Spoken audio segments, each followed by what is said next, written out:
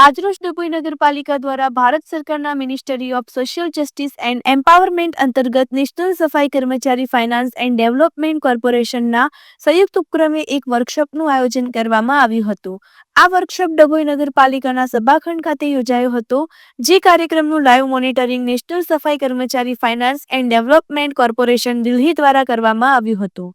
Reporter Fazal Rajak Khatri. આજરોજ ડભોઈ નગરપાલિકા કચેરી ખાતે ભારત સરકારશ્રીના ministry of social justice and employment અંતર્ગત national Safai Karmachari finance and development corporation દ્વારા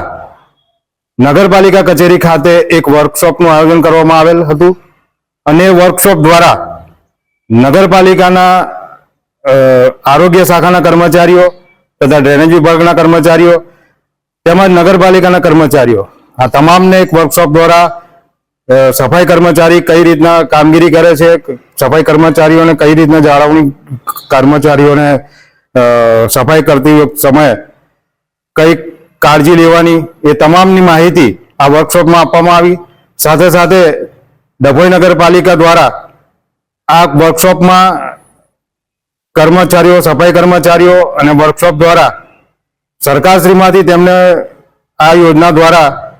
લોનની સુવિધા પણ મળેલ છે એની પણ માહિતી આપવામાં આવી